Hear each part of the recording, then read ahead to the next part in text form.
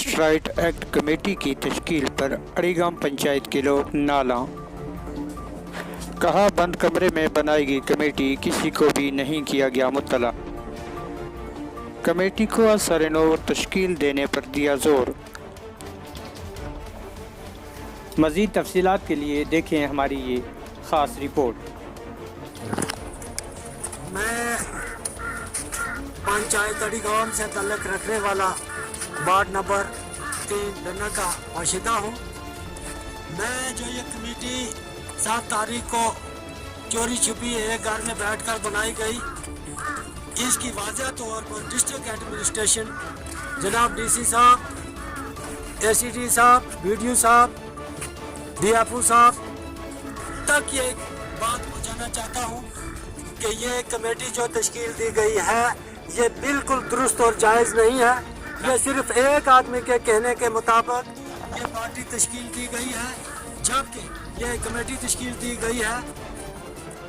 جبکہ اگر کوئی کمیٹی بنانی ہوتی ہے یا کوئی لوک سبھا بلائی جاتی ہے تو اس کے لیے نوٹیفیکیشن ہوتی ہے، لوگوں کو اطلاع دی جاتی ہے۔ کسی ایک فرد کو بھی اطلاع نہیں، صرف ایک ممبر کو فون کر کے سیکرٹری نے مل بیٹھ کے انہوں نے یہ کمیٹی تشکیل دی، جو کہ ہمیں ہرگز بالکل منظور نہیں ہے، قابل قبول۔ نمبر 2، ان پڑھ لوگ جو ایک کمیٹی میں آئے ہیں،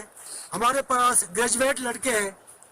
گریجویشن کی ہے، ان کو اس کمیٹی میں رکھنا چاہیے تھا کہ جو ہر چیز کو لکھ سکتے، جو ہر چیز کو پڑھ سکتے۔ نمبر 4، کمیٹی کو کس نے تشکیل دیا، جبکہ اس کے 2 ممبر پہلے لکھے اور آج کاٹ دیے ہیں، تو اس کے بعد وہ کوئی 2 آدمی اور ایڈجسٹ کیے ہیں کسی جگہ کے، جو کہ بالکل سراسر غلط ہے اور اس لوپڑی وارڈ کو بالکل اگنور کیا گیا ہے۔ نمبر 4، کوئی بھی گرام سبھا آج تک انہوں نے نہیں بلائی، جب گرام سبھا بھی ہوتی ہے یہ اسی طرح چوری چھپی